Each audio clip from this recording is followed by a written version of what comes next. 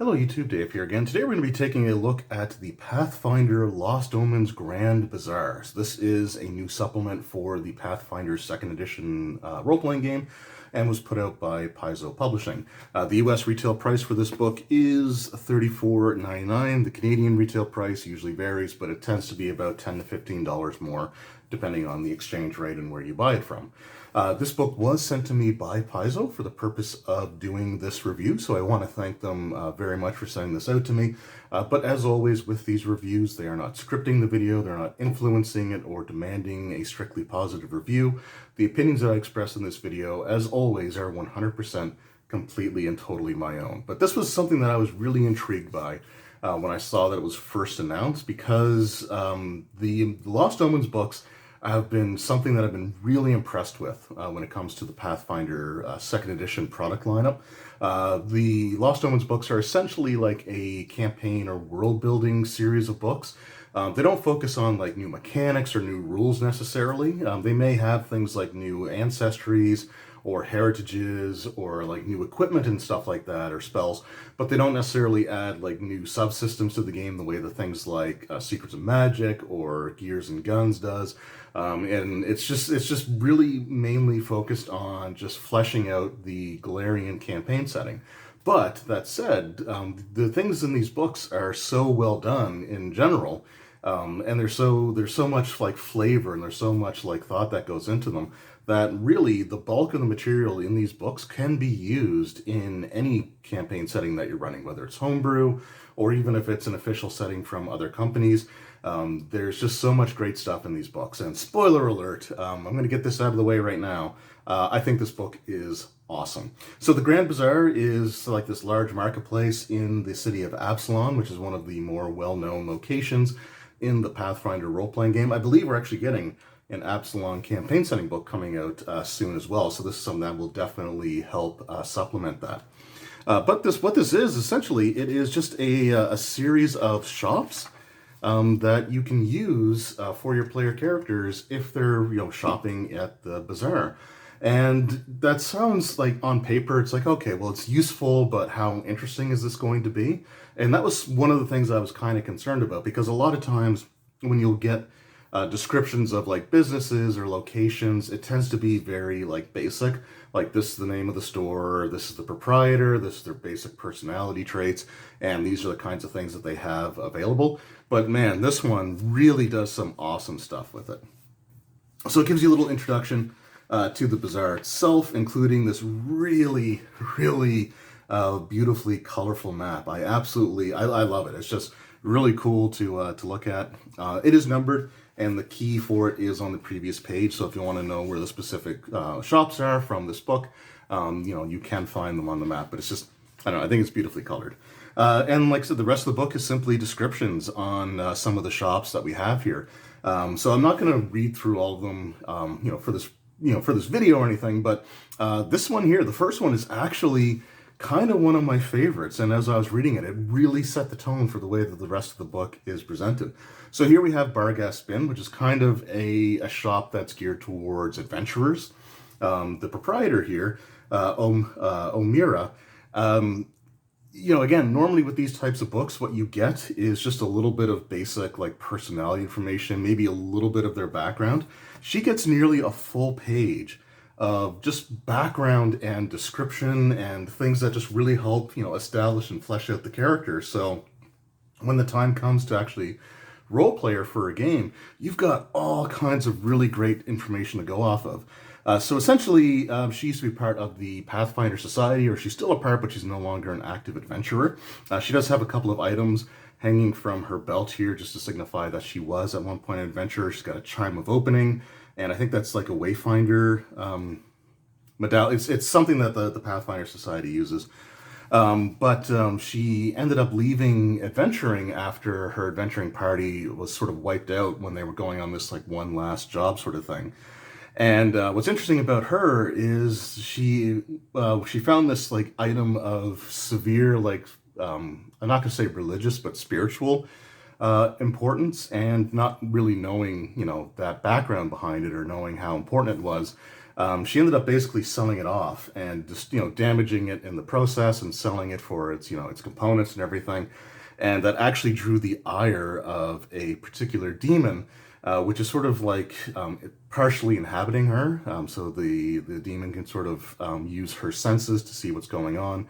And that could be something you can actually use for a storyline if the demon sees something in the player characters that, it wants them to do particular tasks or stuff like that, then she can feed them that information. Or you could even do a quest where you try to, get the demon out of her, sort of thing.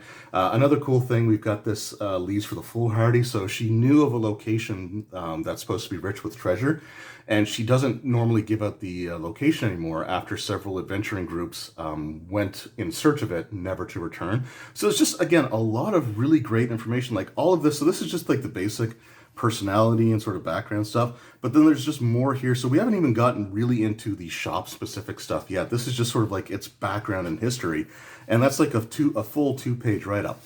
So when we get into the wares, there are like some basics things here. Oh, another cool thing about this particular shop that I like is she has like this sort of like worthless, almost like junk in her window displays that we use like illusory magic or stuff to make it look more impressive than it is, to kind of like, distract would-be, thieves from the actual stuff that's valuable by, having like these shiny, super catchy, flashy displays that, might draw their attention. So again, it's just cool little like mindset stuff like that.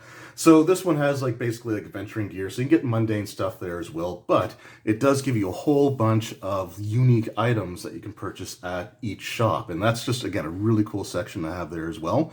And it's not just like physical equipment, like, weapons or armor or potions or stuff like that. There's some really cool stuff that we see later on here. So again, just really, really awesome stuff all throughout. We have this sort of like hunting supplies, or sort of like more nature-oriented supplies here. We've got Catfish salvage solutions, which recovers things from the depths. So they've got this, crawler thing that's like shaped like a crab. There's just all kinds of just, again, really, really cool stuff. There's like a wizard's tower. It's like a miniature replica thing that you can actually use to turn it into like a large full-size tower. There's just all kinds of just really, again, really, really cool stuff in all of these. We got some clockwork stuff, including basically like an early, early version of like a chainsaw. Just, again, cool stuff. I absolutely just love everything that's, I just love everything that's in it. It's just, again, it's just some awesome stuff. But we got, like I said, some of the more mundane stuff that we have here, which is fine. Your basic equipment, weapons, armors, potions. But again, all of these shops have stuff that's unique. And that's what's in this book, which is great. So there's all kinds of brand new equipment you can use. But we also got a shop that sells some unique familiars. So for example, we have this pipe fox, and the pipe fox is really cool because basically it's a fox that is limbless and basically like moves like a snake. Just really, really cool stuff. The elemental wisp is kind of interesting. This just, again, there's all kinds of cool stuff in this book. Now, this is another one of my favorite sections here. It's essentially like a tattoo shop, but you can actually get some, magical tattoos that can affect player characters' abilities. You've also got these other wares. I love the Queasy Lantern that you can use to like make someone like sickened or, sort of try to disable them in combat. And there's just some really cool stuff in here. Got the Lost and Found. It's a dwarven owner, so you get more of like, armor and, stuff like that. The Mask of the Moon has alchemical stuff, magical equipment. And it's just a fantastic book. So like I said, we're just going to sort of flip through here and you can just sort of see some of the stuff that we have. The Menagerie. The Menagerie is just like a whole bunch of animal companions. So you get like the terror bird, which is cool. You can get a moth, a pangolin, which if you saw the South Park, was it the pandemic special? That's where I first really learned of the pangolin. I'm sure a lot of people are the same way, or in the same shop. There's this toy store owned by this goblin, and I think it's awesome. And what's really cool about this one, so you get some, stuff like some trickster things here, like There's, I think, was it like steezing powder or something like that in here, or maybe that was something else I was reading somewhere else. But there's all kinds of really cool. No, there's steezing powder right there. So you get like these toys and stuff like that. But there's also an ancestry in here that's essentially, it's like Geno from Super Mario RPG. It's this doll that sort of comes to life, and it's, to me, it's just a super like off the wall kind of like cool thing to have in here. And I love it, like the ghost puppet. I would really want to make one of these, one of these creatures, and literally try to recreate Forky from Toy Story 4. I think that would be awesome. But there's just just all kinds of cool stuff. This is another shop that I actually really like here as well. We've got Morin's Mobility Apparel, and basically this is stuff for people with injuries or disabilities. So you've got like hearing aids, you've got canes for helping with walking speeds. You've also got like prosthetic limbs, which is something that you do see in a lot of like fantasy art, stuff like that. Or it's worlds where there's fighting, there's dismemberment. So it's cool. It's kind of cool just to see some of these actually mechanically incorporated into the game. And we also have some wheelchairs, and again, I love that these are included in here. There's also like upgrades for basic wheelchairs. So there's one, I think, an upgrade where you can have it so that it essentially, instead of having wheels, it has like literal legs that move, and it can actually like climb up. Yeah, the leg chair. It can actually like climb up, climb upstairs. So, not everything needs to be, you don't have to design ramps into everything, but if the character has one of these, then they can just go up and down stairs normally. It's just really cool, right? I think it's a really neat idea, and it's nice to see it in here. I think it's a really cool inclusion, personally. Reclaimed Paradise, and some kind of unique stuff here. A lot of recycled or sort of like things that like a tinkerer would sort of make. Like we got our folding boat. We've got the Strider here, which again just looks like a mechanical monstrosity cobbled together. Relics and Remembrance, more of a religious thing for like your cleric characters. The Resplendent Rose. I like the vine of roses there as well. I think that's really cool. I don't know why, it just gives me like a Castlevania vibe. I know I'm making a lot of video game references here. I probably should stop doing that, but it's just kind of cool as to some of the things I think of. Accessory Runes. So I like these as well. So these are runes that you can actually apply to everyday objects. So instead of just applying it to weapon or armor, you can apply these to different things. And I think it's really cool. So you can have like a soft landing rune. The item that carries, this item carries a small cushion of air that catches you when you fall. I just think, again, that's just kind of neat. It's just, some really interesting stuff that I probably would never have thought of on my own. And then we have the basic adventuring gear shop here, Summit and Sundry. I like this one quite a bit as well. We've got the air bladder, the iron waffle, wheelbarrow, fake blood pack.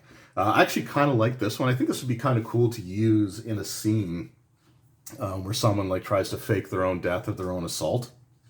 I think that would be kind of cool to have as well. The air bladder, you can use that to breathe the air out of, just kind of cool stuff. Or sorry, do you breathe the air out of it? Or yeah, so you can actually you can use it if you're drowning or suffocating. Yeah, just again, cool stuff. Love it. Got some unique medals here from this particular shop.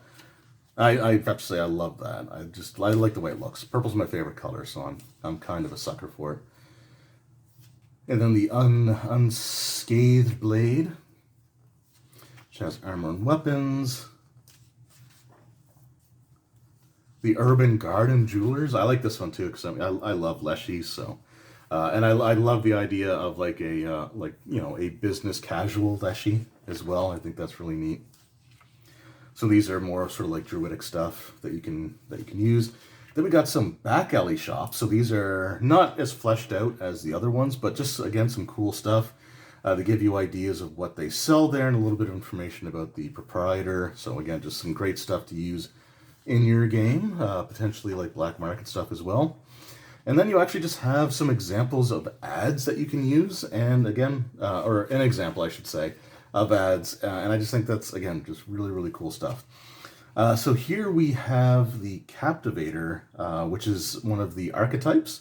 So there is, again, some player character options beyond just the ability to be a sentient toy, which, again, I also really love.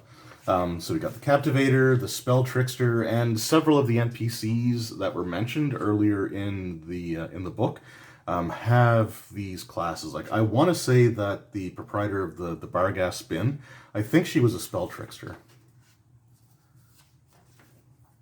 And then we got the Wrestler. I love this one. Like, I'm not a monk fan. Like, I'm not huge on like the whole unarmed combat thing, but I love the idea of making a wrestler. There is the aerial pile driver, submission hold. I think it'd be really cool to make like a Brett the Hitman Hart kind of like NPC who's like literally a hitman, but has like the wrestling stuff so that they don't attack from afar. They don't use poisons. They just literally, they'll fight the person one-on-one, and I just think it's really cool stuff. And then you got your equipment tables that gives you all the new equipment in this book, by level, as well as whether it's consumable or permanent. So again, that's just great for organization. So if you're looking for a particular item, you don't have to flip through the book in full. You can just sort of look through these charts to where you find it, glossary and index, and our D20 license, as well as just an advertisement for the Moangi Expanse, which again was a fantastic book as well, definitely worth checking out. So that was the flip through of the Grand Bazaar, and again, I'm really impressed by the quality of the writing and of the material in here. When you say that, oh, you're bringing out a book that's just a collection of shops, I was really expecting it to be sort of a bland, almost monotonous read where, like, okay, it's stuff you can use, but I didn't think it would actually be as interesting to go through as it was. Like, the amount of work that goes into fleshing out the owners of each of these shops, their motivations, their backgrounds, and things that are kind of like seeds you can plant for your own sort of homebrewed adventure ideas as well. Like, I think they did a really fantastic job with that, and it really helps bring this location to life. And it's something that I'm looking really forward to using going forward. And it's laid out really well. It's easy enough to find the shops because, the table of contents, very easy to use, unlike other books that just have like marketplace sections in them where it's a little bit tougher to find what you're looking for. I think overall it's just a really well done book, and the Lost Omens series in general, for me, have really been a highlight of the Pathfinder 2nd edition product line. And everything that I've read so far for Pathfinder 2nd edition, from all the rule books, the adventures, to like these Lost Omens supplements, have all been really well done. But these are the products that I'm the most impressed with, and the ones that I most look forward to seeing when they come out. I'm a sucker for campaign setting material, but I'm also a sucker for books that don't just give you like a city, or necessarily like a continent or stuff like that, but just something that can really focus in on a particular aspect of the setting, like a collection of shops, or their book, like the Magic and Gods one that they put out. That one was amazing, and it's just really incredible stuff. If you're into 2nd edition Pathfinder, I do highly recommend this book. And honestly, without looking at the actual items themselves, like the new equipment or the stuff that they add, just the flavor of this book, which is a significant portion of the book, like half of the pages are pretty much all flavor. And that can be used just about anywhere, right? Like I said, any campaign setting, any different RPG that you're running, even if it's not Pathfinder 2nd edition, I still think that this book would be really well suited for other games, because, again, it's just the wealth of information, the well fleshed out and, realized NPCs, the concepts behind the shops. It's just really well done, and this is a product that I really cannot recommend enough. Of all the Pathfinder books that I've looked at so far this year, honestly, I think this is my favorite. And there's been a lot of really great stuff that they put out this year for Pathfinder 2e, But so far, this is my favorite book. Like, I didn't know what to expect going in, and I was so enamored with what I was reading and just how well it was done that I can't say enough good things about it. So definitely check this out. Let me know in the comments below if you've picked up the Lost Omens Grand Bazaar. What shops have you used in your campaign? Have your players interacted with some of the NPCs? How's that gone? Have you used any of the NPCs, the shop owners' backgrounds to come up with adventure ideas for your party members to go through? Like, just let me know how you've been able to incorporate this book into your game, because I think it's a really, really fantastic one. Definitely worth checking out. Once again, I want to thank Paizo for sending this book to me. It was an absolute pleasure to go through. I'm sorry it took me a little bit longer to get this out than it normally would. Yeah, it was worth the wait, I guess, for me at least.